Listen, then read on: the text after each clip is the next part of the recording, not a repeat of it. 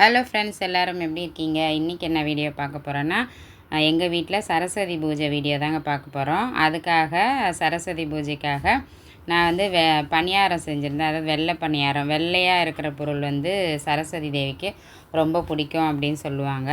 அந்த நெய்வேதியம் தான், அப்பம் தான் செஞ்சுருந்தோம். இது வந்து மைதா மாவும் சர்க்கரையும் அதுக்கப்புறம் கொஞ்சமாக ரவை போட்டு ஒரு அப்பம் பண்ணியிருந்தோம். அதாவது வெள்ளையாக வரணுன்றதுக்காக மைதா மாவு யூஸ் பண்ணி தான் நான் வந்து இந்த அப்பம் செஞ்சுருந்தேன். அப்பம்ன்றதில் நிறைய வகைகள் இருக்குது. கோதுமை மாவு போட்டு செய்யலாம், அதுக்கப்புறம் வெல்லம் போட்டு செய்யலாம். எனக்கு வெள்ளையாக வேணுன்றதுனால நாங்கள் வந்து சர்க்கரை ஆட் பண்ணி செஞ்சோம். அதுக்கப்புறம் அப்பம் சுட்டுட்டு பூஜை அறைக்கு வந்தாச்சு. எப்பவும் போல் இதில் என்ன ஒரு அதாவது என்ன சொல்கிறதுனா, நல்ல நாளில் தான் வந்து பூக்களோட விலை வந்து ஜாஸ்தியாக இருக்கும். அதனால் எங்கள் வீட்டுக்கார் வந்து பூ கொஞ்சம் தான் வாங்கிட்டு வந்திருக்காரு. அப்புறம் சரஸ்வதி தேவி படத்துக்காக மல்லிகைப்பூ மட்டும் ஒரு முழம் வாங்கிட்டு வர சொன்னேன். இப்போ வந்து நம்ம படத்தை வந்து ரெடி பண்ணிடலாம். நாங்களாம் சின்ன வயசாக இருக்கும் போதெல்லாம் இந்த மாதிரி படம்லாம் வச்சு பூஜை பண்ணது கிடையாது. இப்போ நம்ம கொஞ்சம் கொஞ்சம் விவரம் தெரிய இப்போ வந்து இந்த யூடியூப் வந்த பிறகு நிறைய விஷயங்கள் வந்து எல்லாருக்குமே தெரிய வந்திருக்கு. அதில் மிக முக்கியமான ஒரு விஷயம் வந்து இந்த ஆன்மீக விஷயம். அப்புறம் எப்படி பக்தி பண்ணுறது, எவ்வளோ கோவில்கள் இருக்குது, எவ்வளோ விஷயங்கள் இருக்குது அப்படின்றத வந்து இப்போ நம்ம யூடியூப் வழியாக நிறைய தெரிஞ்சுக்கிறோம். அதனால் நானுமே வந்து எனக்கு தெரிஞ்ச வகையில் என்னால் எவ்வளோ முடியுமோ அவ்வளோ சிறப்பாக வந்து ஒவ்வொரு பூஜையும் பார்த்து பார்த்து செய்கிறது. இப்போ நம்ம சரஸ்வதிக்கு ரொம்ப ரொம்ப பிடிச்ச மலர் வந்து வெள்ளை தாமரை. அதாவது வெள்ளை தாமரை பூ மேலே தான் வந்து அவங்க அமர்ந்திருப்பாங்க அப்படின்னு சொல்லுவாங்க. அதுக்கப்புறம் அவங்க வாகனம் வந்து அன்னப்பறவை அப்படின்னு சொல்லுவாங்க. அதுவுமே வெள்ளையாக இருக்கும் இல்லையா? அதனால் இன்றைக்கி வந்து சரஸ்வதி தேவிக்கு வெள்ளை நிறத்தில் மல்லிகைப்பூ, அதுக்கப்புறம் வெள்ளை நிறத்தில் தாமரை, அதுக்கப்புறம் வெள்ளை நிறத்தில் நம்ம வந்து அப்பம் பண்ணியிருக்கோம். இப்போ நம்ம படையல் போடுறதுக்கு நம்ம அரேஞ்ச்மெண்ட் பண்ணிடலாம். எப்பவும் போல் எங்கள் வீட்டில் எந்த பூஜையாக இருந்தாலும் இந்த 2 விளக்கு வந்து கண்டிப்பாக இருக்கும். 2 காமாட்சி அம்மன் விளக்கு வந்து 2 பக்கத்துலேயும் ஒன்று ஒன்று வச்சிடலாம். குத்து விளக்கு கூட எடுத்து வைக்கலாம். என்னால் வந்து அதை எடுத்து தேய்ச்சி வச்சு அதுக்கப்புறம் அதை மெயின்டைன் பண்ணுறதுக்கு முடியலன்றதுனால நான் குத்து விளக்கு எடுக்கலை. குத்து விளக்கும் சேர்த்து செஞ்சோம்னாக்கா இந்த பூஜை வந்து ரொம்ப ரொம்ப விசேஷமாக இருக்கும்.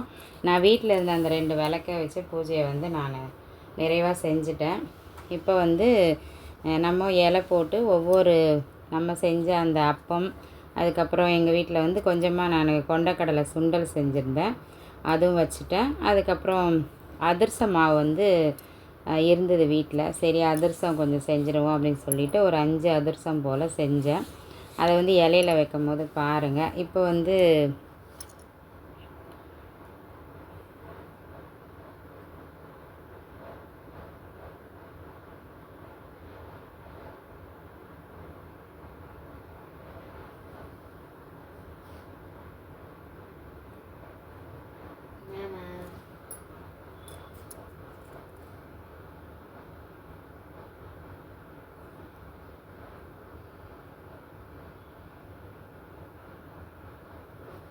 இப்போ பூஜைக்காக நம்ம விளக்கு ஏற்றிடலாம்.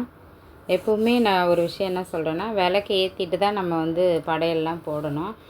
ஒரு சிலர் வந்து படையல் போட்டுட்டு அதுக்கப்புறம் விளக்கு ஏற்றுறாங்க. ஆனால் எந்த பூஜை செஞ்சாலும் நம்ம ஃபஸ்ட்டு வந்து விளக்கு ஏற்றிட்டு தான் நம்ம ஒவ்வொரு விஷயமா செய்யணும் அப்படின்னு சொல்லுவாங்க.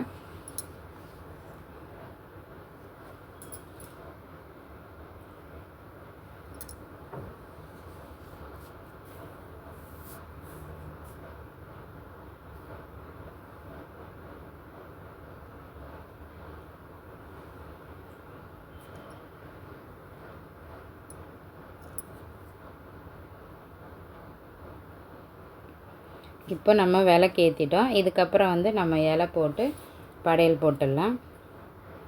பார்க்கவே ரொம்ப அழகாக இருக்குது படம் வச்சோன்னே. அதுக்கப்புறம் இலை போட்டாச்சு. பசங்க வந்து அவங்களுக்கு தேவையான புக்ஸு, நோட்டு, அதுக்கப்புறம் அவங்க பயன்படுத்துகிற அந்த பென்சில், பென் பாக்ஸ் அதெல்லாம் கொண்டாந்து 2 பக்கமும் அரேஞ்ச் பண்ணிட்டோம். இது வந்து சின்ன இடம் தான். இதுக்குள்ளவே எந்த அளவுக்கு வைக்க முடியுமோ அந்தளவுக்கு வச்சு பூஜை செஞ்சாச்சு. இப்போ வந்து ஃபஸ்ட்டு நெய்வேத்தியமாக வெத்தலை பாக்கு 2 பழம். அதுதான் வந்து நம்மளோட பூஜையில் வந்து எப்போவுமே இடம்பெறது வந்து அந்த வெத்தலை பாக்கு 2 பழம். அதுக்கப்புறம் அப்பம் வச்சுட்டேன். இப்போ ஒரு கப்பில் வந்து நம்ம சுண்டல் வச்சிடலாம். சுண்டல் வந்து கொஞ்சம் தான் செஞ்சுருந்தேன். நான் சொன்னேன் பார்த்தீங்களா, அப்பம் செஞ்சேன்னு சொல்லிட்டு. இதான் நல்லா வெள்ளை நிறத்தில் சின்ன சின்ன சைஸாக ஊற்றி எடுத்தாச்சு. நல்லா இருந்தது டேஸ்ட்டும். நாங்கள் சாப்பிட்டு பார்த்தோம் இல்லையா பூஜை முடிஞ்சோடனே, அதை அவங்களோட ஷேர் பண்ணிக்கிறேன். இப்போ வந்து இந்த அதிரசம் செஞ்சேன்னு சொன்னீங்களா, அதை வந்து ஒரு 5 அதிரசம் தான் செஞ்சேன், நிறைய செய்யலை. இப்போ அதுவுமே நம்ம நெய்வேத்தியத்துக்கு வச்சிடலாம். எப்போவுமே சரஸ்வதிக்கு வந்து நம்ம வெள்ளை நிறத்தில் எந்த ஒரு நெய்வேத்தியமும் செய்யலாம். அதாவது வெறும் சாதம், வெள்ளை சாதம் கூட பொங்கி வைக்கலாம். அதுக்கப்புறம் பாயசம் பண்ணலாம், ரவா லட்டு செய்யலாம், அப்புறம் தேங்காய் பர்ஃபி செஞ்சு வைக்கலாம். அதுக்கப்புறம் ஏன் அந்த வெள்ளை நிறத்தில் வைக்கணும் அப்படின்னு சொல்கிறேன்னா, எப்போவுமே வந்து சரஸ்வதி பூஜை அப்படின்னாவே நம்ம வீட்டில் வந்து பொரி தான் வச்சு நெய்வேத்தியம் பண்ணுவாங்க. அது வந்து நம்ம காலங்காலமாக செய்கிற ஒரு விஷயம். வந்து நமக்கு விவரம் தெரிஞ்ச நாள்லேருந்தே வந்து ஆயுத பூஜை, சரஸ்வதி பூஜைன்னாவே பொரி பேக்கெட் தான் வந்து எல்லார் வீட்லேயும் வச்சு சாமி கும்பிடுவாங்க.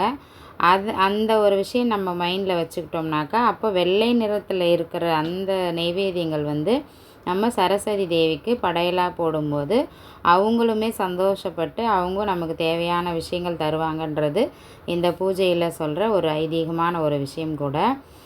இன்னொன்று வந்து இப்போ நம்ம சரஸ்வதி பூஜையை பற்றி பேசலாம். இப்போ நெய்வேத்தியத்துக்கு எல்லாத்தையும் அரேஞ்ச்மெண்ட் பண்ணியாச்சு. இனி அடுத்து வந்து பொரிகடலை போட்டு பழங்கள்லாம் வச்சு நம்ம பூஜை செய்யலாம். இப்போது சரஸ்வதி பூஜை பற்றி எனக்கு சரஸ்வதி பூஜைன்றதை விட சரஸ்வதியை நம்ம எப்படி வழிபட்டோம்னாக்கா நமக்கு எவ்வளோ பலன்கள் அவங்க நமக்கு கொடுக்குறாங்கன்றத நான் வந்து இப்போது வீடியோவில் ஷேர் பண்ணுறேன். இப்போ வந்து ஒரு மனுஷனுக்கு தேவை அடிப்படையான சில விஷயங்கள் இருக்கும்.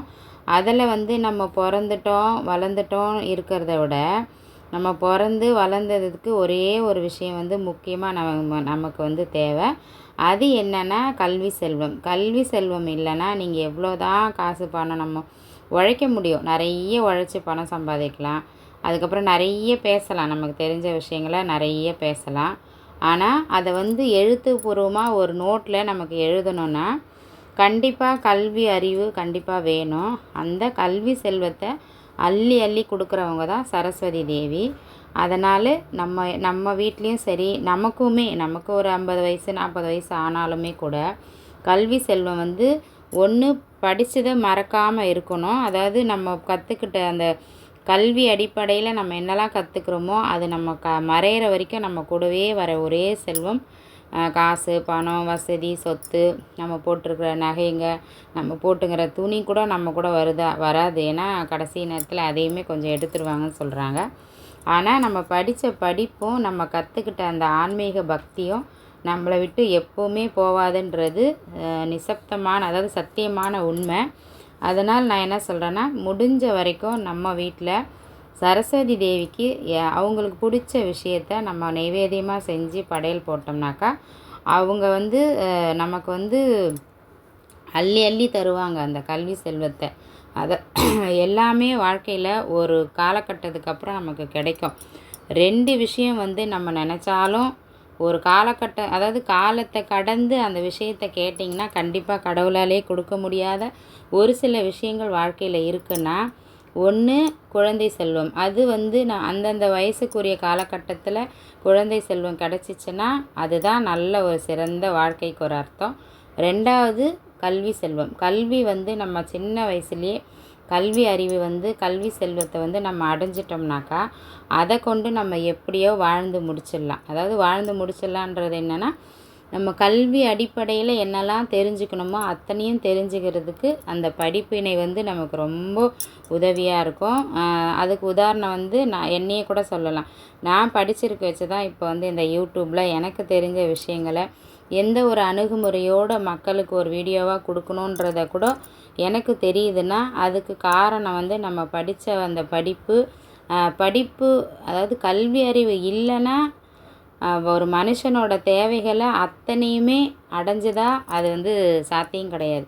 படிப்பு இருந்தால் மட்டும்தான் இன்றைக்கி அதுவும் கலியுகத்தில் இப்போ 2020, அதாவது 20க்கு அப்புறம்னு கூட சொல்லலாம். 2020க்கு அப்புறம் எல்லா குடும்பத்துலேயும் படித்தவங்க தான் இருக்காங்க. படித்தவங்களால் மட்டும்தான் அந்த குடும்ப சூழல் வந்து உயர்ந்து கொண்டே வருது. அது வந்து நல்ல ஒரு வளர்ச்சின்னு தான் சொல்லணும். அதனால் அதே மாதிரி இப்போ கல்விக்கு அடிப்படையாக தேவையான விஷயங்கள் அத்தனையுமே அரசாங்கமும் கொடுக்குது. நிறைய பேரண்ட்ஸுமே தன்னோட குழந்தைங்களுக்காக நிறைய கஷ்டப்பட்டு படிக்க வைக்கிறாங்க. அவங்கள அடுத்த கட்டத்துக்கு உயர்த்தத்துக்கு நம்ம பேரண்ட்ஸ் ஆகிய நம்ம வந்து என்ன செய்யணும்னா அவங்களுக்கு கல்வி தான், கல்வி செல்வத்தை நம்ம அள்ளி அள்ளி கொடுத்துட்டோம்னாக்கா அதுக்கப்புறம் அவங்களுக்கு வந்து நிம்மதியான ஒரு வாழ்க்கையை அவங்களே முடிவு பண்ணி அவங்களே வாழ்ந்துருவாங்கன்றது என்னோடய கருத்தை நான் உங்களோட ஷேர் பண்ணுறேன். என்னோடய வீடியோஸ் பிடிச்சிருந்தா கண்டிப்பாக லைக் பண்ணுங்கள், ஷேர் பண்ணுங்கள், மறக்காமல் கமெண்ட் பண்ணுங்கள். இப்போ நம்ம வந்து பூஜைக்கு ரெடி ஆகிட்டோம். நான் சொன்னேன் இல்லையா, பசங்களோட புக்கு, நோட்டு, அதுக்கப்புறம் அந்த பக்கம் பாக்ஸு, கூடவே செல்ஃபோனை எடுத்துகிட்டு வந்து வச்சாச்சு. ஏன்னா இன்றைக்கி வந்து காலேஜ் படிக்கிற ஸ்டூடெண்ட்டெல்லாம் நிறைய நோட்ஸ் எல்லாம் ஃபோனில் தான் வருது. அதனால் அதையுமே வச்சு எங்கள் வீட்டில் பூஜை போட்டாச்சு. இப்போ சாம்பிராணி போட்டோன்னே இந்த வீடியோ வந்து கிளியராக இருக்காது. ஏன்னா நம்ம அந்த புகையினால் கொஞ்சம் கிளியாரிட்டி குறைவாக தான் இருக்கும். ஓகேங்க, எல்லாருக்கும் கண்டிப்பாக இந்த வீடியோஸ் பார்க்குற அத்தனை பேர் குடும்பத்தில் இருக்கிற எல்லா குழந்தைங்களுக்கும் சரஸ்வதி தேவியோட அருள் வந்து கிடைக்கணும்னு நாங்கள் வந்து ப்ரே பண்ணிக்கிறோம். ஏன்னா யாருமே சரி, கல்வி செல்வன்றது அள்ளி அள்ளி கொடுக்குற அந்த தெய்வத்தை கண்டிப்பாக இந்த ஒரு நாளில் நீங்கள் போய் கோவிலுக்கு போய் சரஸ்வதி இருக்கிற கோவிலில் கண்டிப்பாக வணங்கிட்டு வாங்க. அதுக்கப்புறம் உங்களால் முடிஞ்சதை நோட்டோ, புக்கோ, பென்சிலோ, பென்னோ வாங்கி குழந்தைங்களுக்கு கொடுக்கலாம். ஏன்னா நான் வந்து சரஸ்வதி கோவில் போயிட்டு என்னால் முடிஞ்சது ஒரு 10 ரூபா பென்னு, ஒரு 10 பென்னு வாங்கி குழந்தைங்களுக்கு கொடுத்துட்டு வந்தேன். அதே மாதிரி நீங்களும் அந்த மாதிரி ஒரு சில விஷயங்கள் வந்து நம்ம அதாவது வாழ்க்கையோடு சேர்ந்து நம்மளும் பழக்கப்படுத்திக்கிட்டோம்னாக்கா அதுக்குண்டான பலன் வந்து நம்மக்கிட்ட கண்டிப்பாக சேரும்ன்றது என்னோடய நம்பிக்கை. ஓகேங்க, இதுக்கப்புறம் உங்கள் வீட்டில் எப்படி பூஜை பண்ணின்றதை கமெண்டில் சொல்லுங்கள். எல்லோருக்கும் சரஸ்வதி தேவியோட அருள் கிடைக்கணும்னு ஆண்டவனை பிரார்த்திக்கிறேன்.